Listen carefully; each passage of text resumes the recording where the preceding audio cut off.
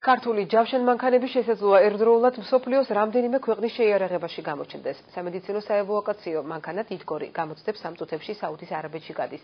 ტესტის წარმატებით გავლის შემთხვევაში არაბეთის სამეფო რამდენიმე ასეული მანქანის ყიდვას გეგმავს.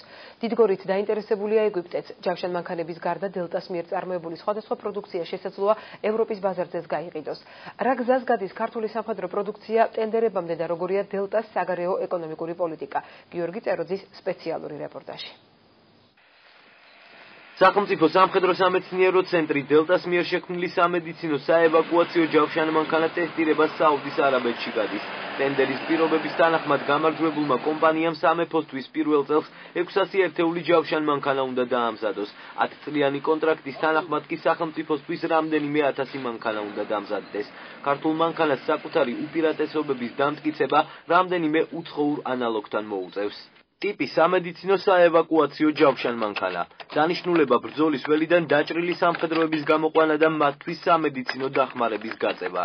ცარიელი მასა 7700 კილოგრამი, საბრძოლო მასა 8850 კილოგრამი, ეკიპაჟი 3 ადამიანი, სიგრძე 6120 მმ, სიგანე 2350 მმ, სიმაღლე 2350 მმ, მაქსიმალური სიჩქარე 80 კმ/სთ, სulis მარაგი 500 კმ.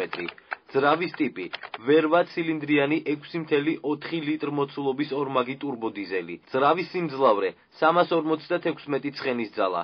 სავალი ნაწილის ფორმულა 4-4-ზე. შეიარაღების გარეშე. დამატებითი აღჭურვილობა, ძლიერი კონდენსიონერი. სამედიცინო საევაკუაციო ჯავშანმანქანის შესარჩევად საუდის არაბეთის თავდაცვის სამინისტროს მიერ გამოცხადებულ დახურულ ტენდერში მონაწილეობის მიღების სურვილი 8 კომპანიამ გამოთქვა, რომელთაგან 1 პოლონურია, დანარჩენი კი ამერიკული. ტენდერში გამარჯვების შემთხვევაში შეკვეთის რაოდენობა რამდენიმე ასეული მანქანით განისაზღვრება. ძალიან მნიშვნელოვანი დაინტერესება არის როგორც პირადი დაცვის პროდუქციით, ასევე ჯავშანმანქანებით. მიმდინარეობს მუშაობა სხვადასხვა პროდუქტების ბაზარზე, ახალი პროდუქტების ბაზარზე გაყვანის მიმართულებითაც.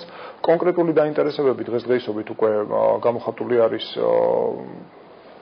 ისეთ ქმედებებში, როგორც არის ტენდერებში, სხვადასხვა ტექნიკურ ტენდერებში გამარჯვება, რომელშიც ჩვენმა მანქანებმა ისევე როგორც ჯავშანშილეტებმა გაიმარჯვეს. ერთ-ერთი ეტაპი ძალიან მალე განხორციელდება, როდესაც ჩვენი მანქანა გაივლის სავალ გამოცდებს პოტენციურ მყიდველ ქვეყანაში და პრინციპში ველოდებით ძალიან დიდ შეკვეთებს. ეს არ არის საუბარი 1 და 2 მილიონ დოლარზე, აქ საუბარი არის ასეულობით მილიონ დოლარზე, რომელიც განმეორებადი იქნება წლების განმავლობაში და ჯამურად რამოდენიმე მილიარდს გადააჭარბებს. როგორც დელტაში აცხადებენ, ქართული პროდუქციის მიმართ დაინტერესება გაიზარდა. ქართული ჯავშანმანქანებით დაინტერესებულია ეგვიპტის სახელმწიფოც. დელტას მიერ წარმოებულ ჯავშანჟილეტებს ქართველი სამხედროები ცენტრალური აფრიკის რესპუბლიკაშიც იყენებენ.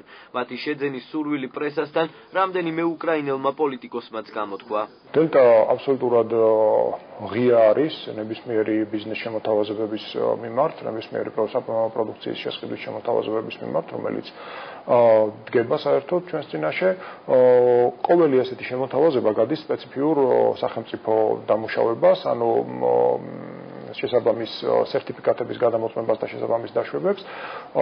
მე დარწმუნებული ვარ, რომ ნებისმიერი შემოთავაზება იქნება ეს უკრაინის თუ ნებისმიერი სხვა ქვეყნის ანალოგიურ გზას გაივლის და საბოლოო ჯამში მოემსახურება დელტას ინტერესებს. სანამ კონკრეტული პროდუქცია დამუშავდება, ის ეგრეთ წოდებულ feasibility studies გადის. ხდება პროდუქციის შეფასებით იკვლევა, რომლის შემდეგაც იწყება წარმოების დანერგვა. დელტას პროექტების განვითარებას აქვს შემდეგი ალგორითმი.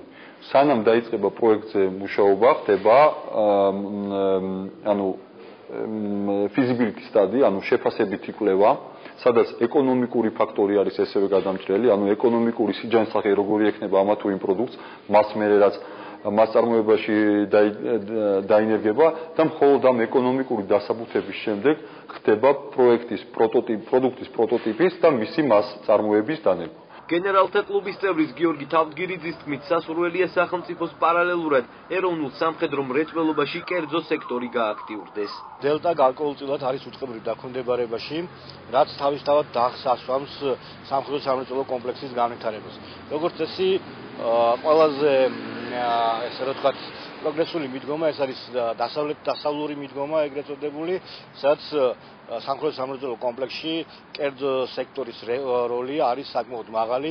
ჩავთვალოთ, რომ შეიძლება 99%-ზე ვილაპარაკოთ. ის 1% ეს არის სიმბოლური სახელმწიფოს მონაწილეობა ამ თუ იმ პროდუქციის წარმოებაში, რომელიც თქვათ ძალიან სპეციფიურია.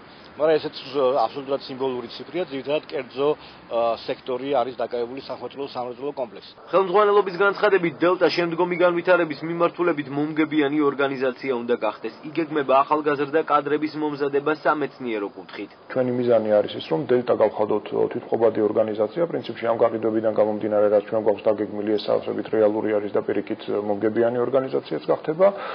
შესაბამისად კი უკვე ჩვენ შეგვიძლია ისევე როგორც სახელმწიფო, ასევე ჩვენს მიერ გენერირებული რესურსი მივმართოთ თვითონ ამ წარმოების შემდგომი განვითარების მიმართულებით.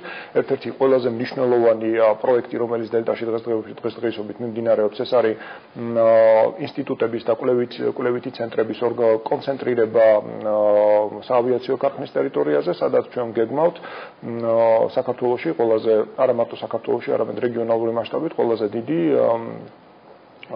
სამეცნიერო საწარმო კვლევითი ცენტრის შექმნას.